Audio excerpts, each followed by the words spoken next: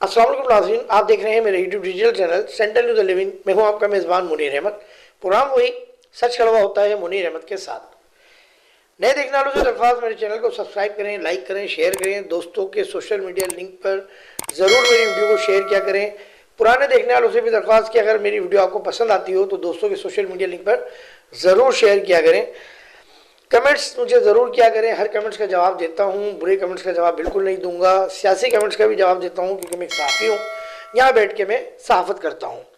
Programme का बाकायदा आगाज़ करते हैं। दो मौजू हैं आज के प्रोग्राम में। एक भारत के हवाले से बात करेंगे और दूसरा बानी एमकेएम अल्ताफ़ हुसैन के हवाले से जो लाहौर हाईकोर्ट में एक आज तारीख थी, उस हवाले से भी बात करेंगे। तो हम प्रोग्राम का आगाज़ करते हैं भारत के हवाले से और आखिर में हम बात करेंगे आईएमएफ ने क्या शर्त रख दी पाकिस्तान पर।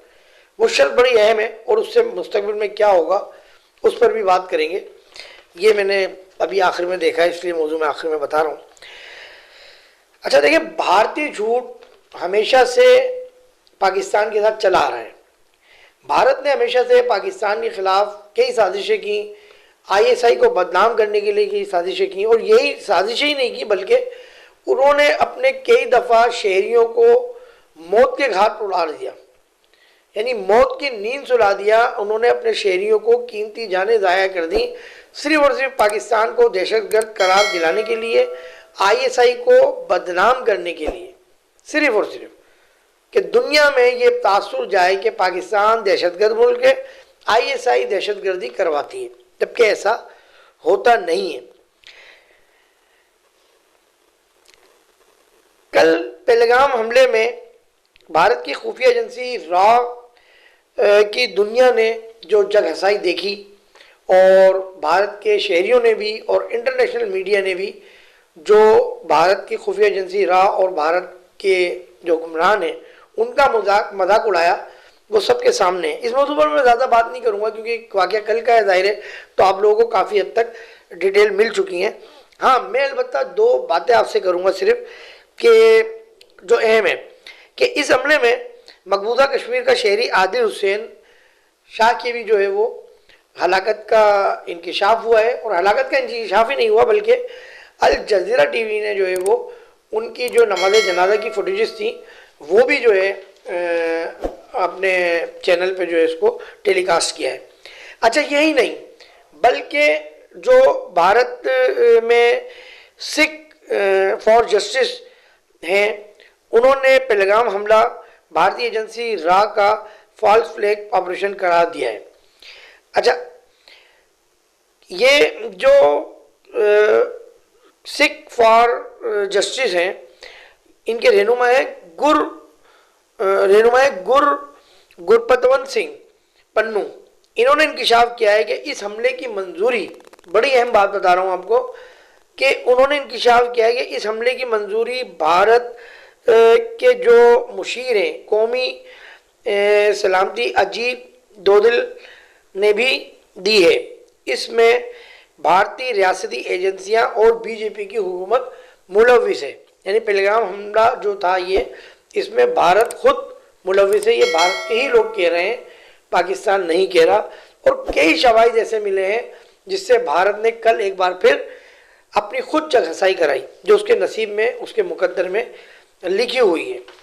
अगला मौजू हम बात करते हैं बानी एमकेएम के हवाले से। तो बानी एमकेएम के हवाले से जो एक बड़ा आज अहम तारीख थी, और 19 मार्च को आज की तारीख दी गई थी कि यानी कि 19 मार्च को ये बताया गया था कि आज की तारीख में बानी एमकेएम के ऊपर जो पाबंदी है उनकी तस्वीर पर, तकरीर पर, तो उस हवाले से जो है वो बात होगी। तो आज की तारीख डिसाइड की गई थी, और जो ये आज की तारीख डिसाइड की गई थी इसमें जो है पिछली जो तारीख थी, मैं आपको बताता चलता हूँ पूरी, मैं चाह रहा हूँ आपको पूरी डिटेल बताऊँ क्योंकि जो यूट्यूबर्स कल गेम खेल रहे थे, जिनके खिलाफ मैं हमेशा रह रहा हूँ, उनको भी जवाब देना है। देखिए, लाहौर हाई कोर्ट की चीफ जस्टिस थी आलिया नीलम, ठीक है ना। आलिया नीलम ने एमकेएम के वकला को मुकदमे की जल्द समाअत के लिए रजिस्ट्रार ऑफिस से रुजू करने की हिदायत की है। 19 मार्च 2025 को लाहौर हाई कोर्ट के चीफ जस्टिस मोहतरमा आलिया नीलम की सरबराही में 3 रुकनी भेजने मुकदमे की समाअत के लिए जनाब बानी एमकेएम के वकील समेत तमाम फरीकीन को नोटिस जारी किए थे, यानी कि आज की तारीख के लिए। आज समाअत होनी थी, लेकिन आज समाअत नहीं हुई। बड़ी हलचल थी।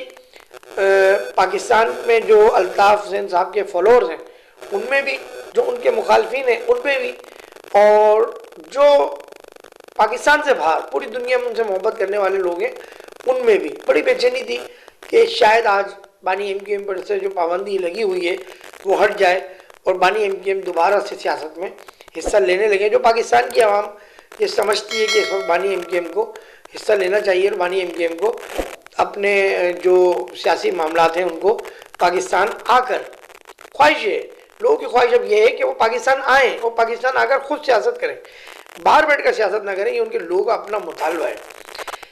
अच्छा, बात हो रही थी आज की तारीख की, तो हुआ कुछ यूँ कि आज जब समाअत लगी तो उनके वकील भी आ गए जो बानी एमकेएम की तरफ से थे, और उन्होंने जो है अपने मुशावरा शुरू कर दिया आपस में। जो लीगल एड कमेटी के लोग थे, जिसमें जो लीगल एड कमेटी के अरकान थे, जौहर आबिद एडवोकेट साहब थे, इदरीस अलवी एडवोकेट साहब थे, शकील जई एडवोकेट साहब थे, और रहमत रहमानी एडवोकेट पर मुश्तमिल वकला पर 4 रुकनी पैनल तश्कील दिया गया था मुकदमे की पैरवी के लिए। लाहौर में ये मौजूद थे। ताहम लाहौर कोर्ट के जस्टिस शहबाज रिजवी की वालदा मोहतरमा के इंतकाल के बाइस कास्ट लिस्ट में शामिल लार्जेस्ट बेंच के तमाम मुकदमात में की समाअत मुलतवी कर दी गई। यानी ये एक मुकदमा मुलतवी नहीं हुआ बानी एमकेएम का। खुदा न खास्ता जैसे यूट्यूबर्स ह्यूमर्स फैलाते हैं और बातें करते हैं, उनकी बातों में इदारों की दुश्मनी जाहिर होती है उनके अल्फाजों में, जो मुझ समेत कई लोग ये महसूस करते हैं। तो मैं इसलिए पूरी डिटेल बता रहा हूँ कि बानी एमकेएम का मुकदमा सिर्फ आज नहीं सुना गया, ऐसा नहीं है। कास्ट लिस्ट में जितने मुकदमा होते हैं एक लिस्ट होती है, चाहे वो सेशन कोर्ट हो, सुप्रीम कोर्ट हो, हाई कोर्ट हो, तो जो मुकदमे की लिस्ट होती है कि आज किसका मुकदमा कितने बजे चलेगा, तो वो लिस्ट जो है उसमें जितने मुकदमात थे आज की कास्ट लिस्ट में इन जज साहब की, तो वो नहीं सुने गए और आज की जो तारीख थी वो ख़त्म हो गई और नेक्स्ट तारीख के लिए कहा गया कि हम आपको बाद में बताएंगे। हाई कोर्ट का एक सिस्टम है, जाहिर है। लार्जेस्ट बेंच के तमाम मुकदमात की समाअत मुलतवी कर दी गई, जिनमें बानी एमकेएम अल्ताफ हुसैन की तकरीर की मीडिया कवरेज पर भी पाबंदी का मुकदमा शामिल था इसमें। अच्छा, अब बात क्या आती है कि कल मैंने देखा, जो मैं नाम ले देता हूँ चैनल का, उसका नाम मुझे नहीं पता, वो साफ़ी भी बोलता है अपने आप को, हाउ नाउ के नाम से, पता नहीं क्या उसका चैनल है, जिसमें उसका जो फ्लैग है ना, जो उसका, वो मुझे ऐसा लगता है भारतीय झंडा है। आप देखिएगा, पता नहीं चश्मा लगाता है, गोरस है, मूछे ऊँचे भी नहीं है उसकी। तो उन्होंने एक थंबनेल लगाया था जो आज मैंने उनके चैनल पे नहीं देखा, और उन्होंने थंबनेल लगाया था, गलती हो गई, मुझे स्क्रीनशॉट लेना चाहिए था कल, लेकिन मैं नहीं ले सका। उन्होंने थंबनेल लगाया था कि बानी एमकेएम का अदालती फैसला, मतलब जो वो लोग करते हैं हमेशा से ऐसे यूट्यूबर्स, चाहे वो, मैं नाम नहीं ले रहा किसी का भी, जो भी हैं। मैंने यहाँ हमेशा से मैं कहता हूँ कि मैं यहाँ ना तो किसी इदारों के ख़िलाफ़ बात करता हूँ, न किसी पॉलिटिकल जमात के ख़िलाफ़ बात करता हूँ, न मैं सियासतदानों के ख़िलाफ़ बात करता हूँ, न मजहबी जमात के ख़िलाफ़। मैं यहाँ अपनी तज्जियाती रिपोर्ट पेश करता हूँ, ठीक है ना। अब जो लोग कल तक बानी एमकेएम के हवाले से, उनकी आज की तारीख के हवाले से अपने व्लॉग बना रहे थे, तो आज वो बिल्कुल चेंज हो गए उनके व्लॉग। मैंने कल नहीं बनाया था व्लॉग, मैं आज का इंतज़ार कर रहा था कि आज क्या तारीख, यानी कि कल जो गुजर गई, कि क्या फैसला होता है, क्या होगा, क्योंकि मैंने हमेशा सहाफ़त वो की है जो सच्चाई पर मबनी हो और लोगों को सच बताया है। मेरे प्रोग्राम का नाम भी है सच कड़वा होता है। तो देखें, बानी एमकेएम के लिए मैंने पहले भी कहा कि जब उनके लिए जगह बनेगी, स्पेस होगा, तो उनको आने से कोई नहीं रोक सकता, ना पाकिस्तान आने से कोई रोक सकता और ना ही उनकी सियासत में एंट्री से कोई रोक सकता। ये जितनी बातें यूट्यूबर्स करते हैं, ये रोटी एमकेएम की खा रहे हैं, अल्ताफ हुसैन बानी एमकेएम के नाम की रोटी रोजी खा रहे हैं।